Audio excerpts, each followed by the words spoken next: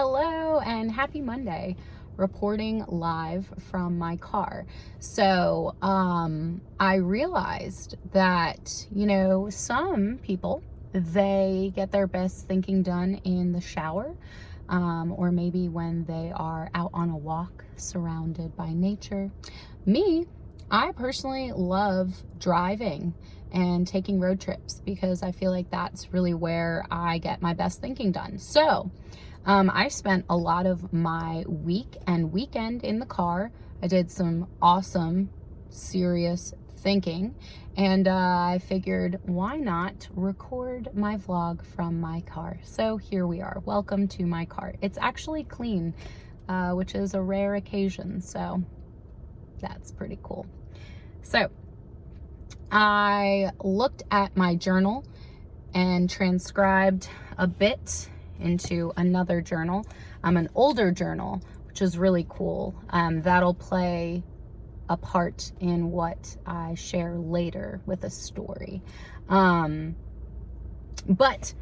I just have a few things to share. I'm gonna try and make this a shorter video. I had a fantastic week. I am recording this on Monday as opposed to Sunday because I arrived back at Rockcastle late again. I arrived back late last week and I did the same thing this weekend. But here we are, another video coming in hot. All right, so a few ways that God showed up in my life. Let's start. So I left, I'm going to go out of order here, but I left from Kentucky to head to North Carolina for the weekend for an event called Night to Shine. And if you haven't heard about it, I'm going to tag or include the link to Tim Tebow's foundation and then all about Night to Shine, which is a fantastic event. It is a prom held every February, and it is for individuals with special needs to celebrate and just bask in the glow of God's love and celebrate the unique person and beautiful creation that they are, and just have an awesome night of dancing and karaoke and good food. God's Chicken, Chick-fil-A, thank you for catering, the one in Brevard, North Carolina.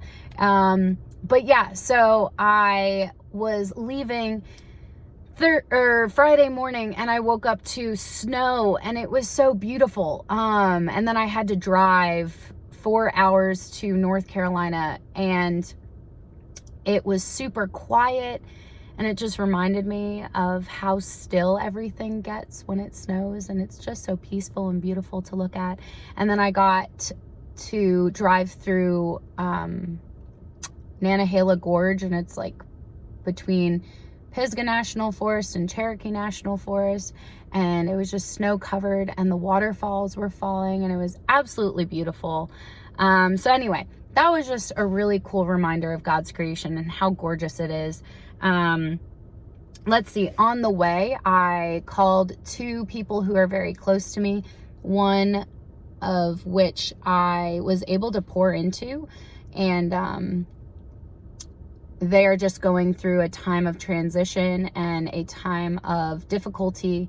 And had I not had personal experiences with all of the things that they are going through,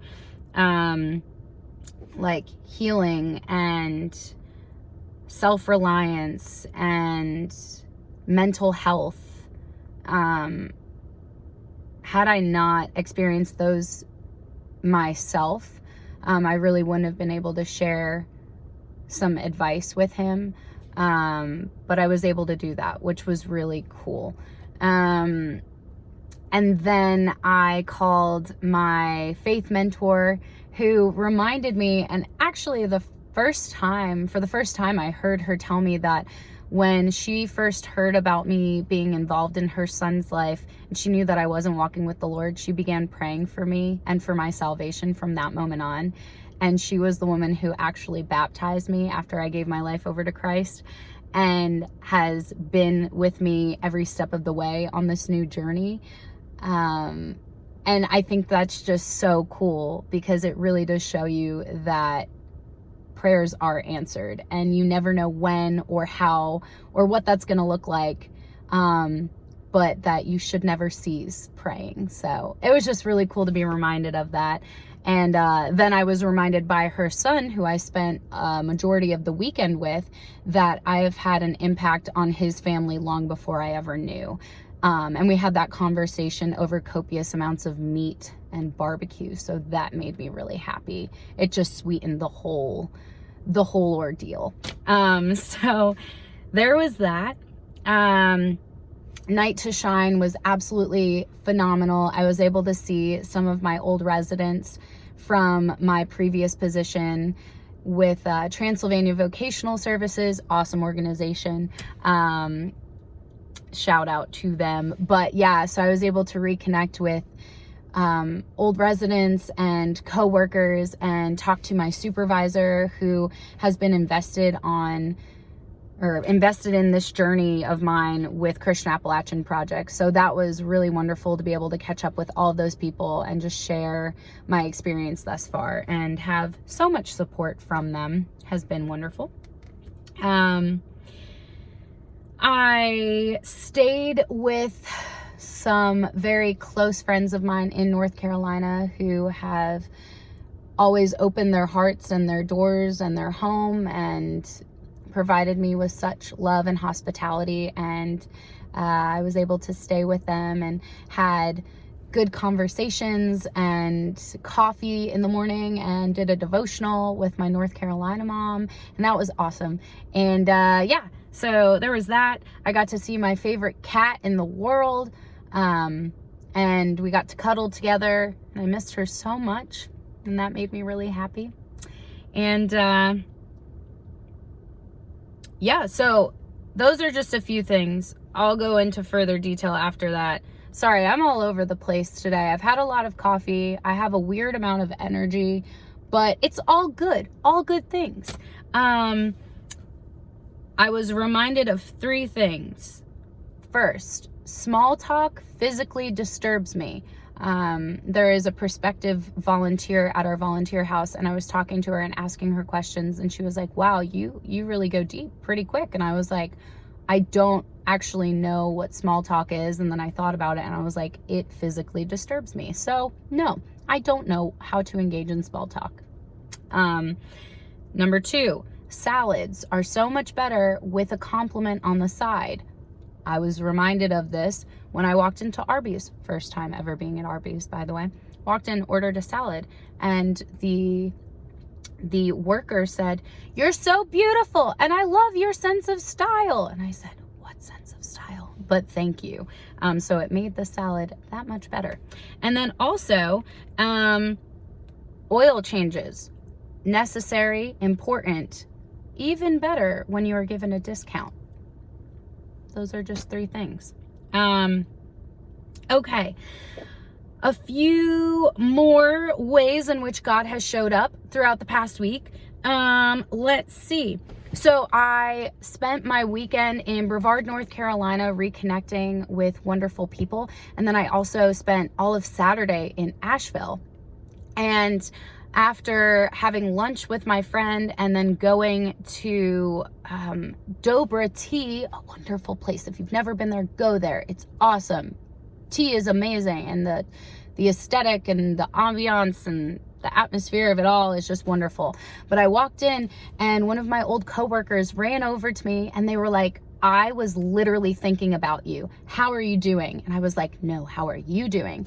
And we both were able to relate to one another, just kind of where we're at in our lives in this period of really coming into our own selves, dating ourselves and enjoying that single season of our lives, and really just falling in love with the person that we are and the person that we are slowly becoming, and going through a time of healing, a time of growth. And it's just a really beautiful thing. So I was able to see them, and they always brighten my mood.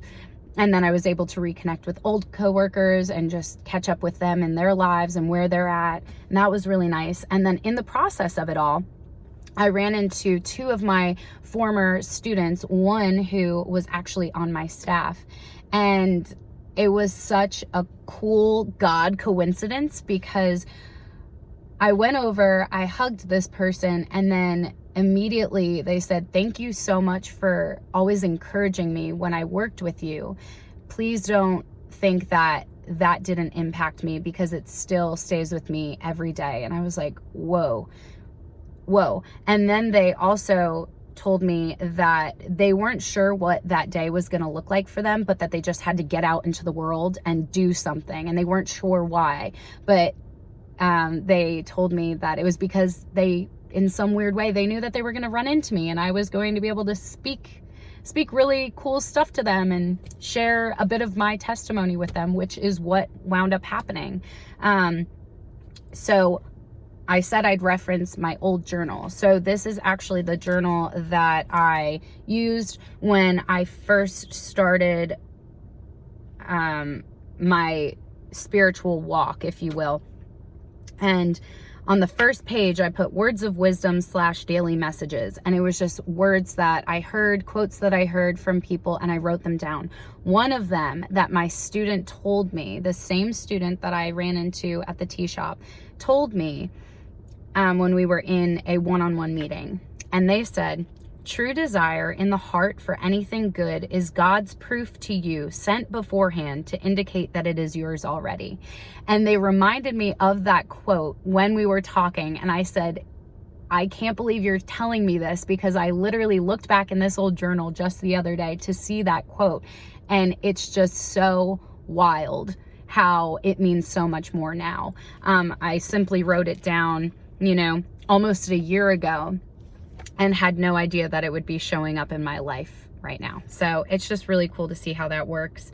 And then I was able to share this chapter of this book that I'm reading on being the message and sharing the gospel with my old student, and really pour into him. And that was a really neat experience. So it's just cool how God shows up in tea shops.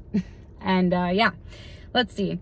God shows up in AA meetings with a friend who is in recovery, and who I've been able to see just grow and create goals for themselves. And yeah, just it's been such a cool process with getting to know him. And we actually met on an airplane randomly, and a few months go by, and I'm going to meetings with him and talking to him on a daily basis. And it's just really cool how God works that way.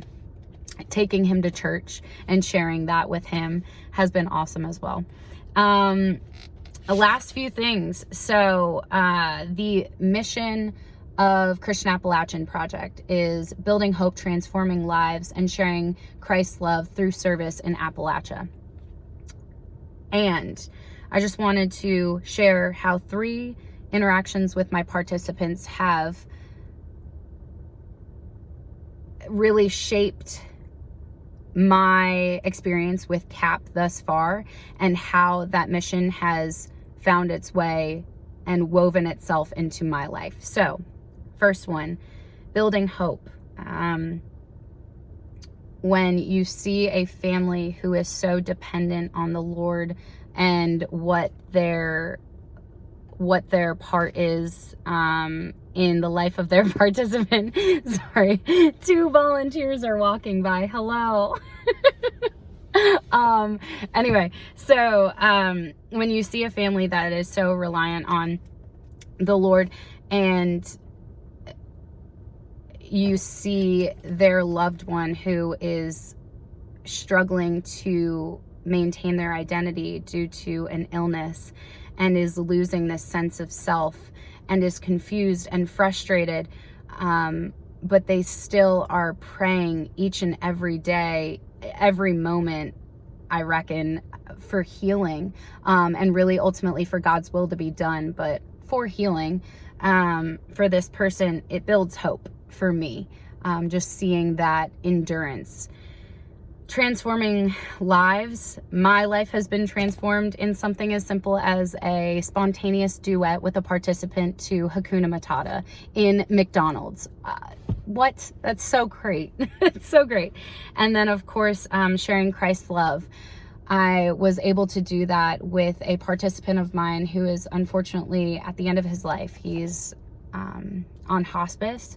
But after getting him up out of bed, feeding him, and then being able to read the gospel to him, specifically Jesus washing the disciples' feet, and just sharing that with him and seeing him connect for that brief moment was such, it's something that I can't really explain what that meant, and I don't know if I'm supposed to know what it all means right now or ever, but it's really stuck with me.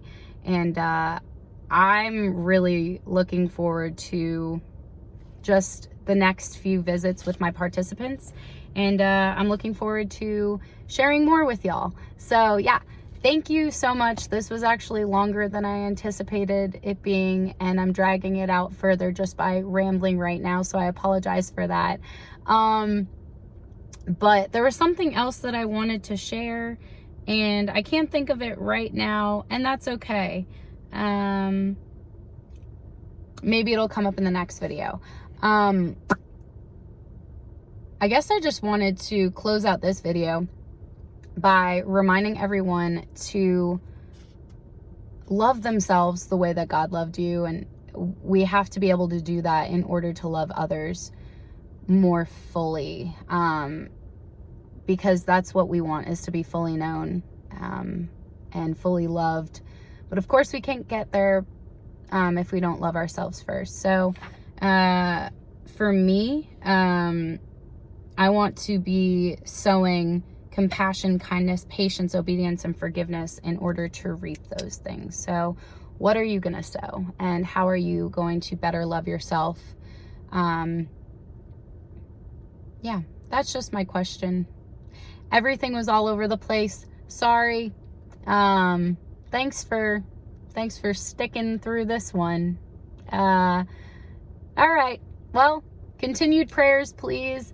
And if anyone wants to reach out and let me know what I can be doing to pray for you, I would absolutely love to do that. If anyone has any suggestions for the next videos, also let me know, please.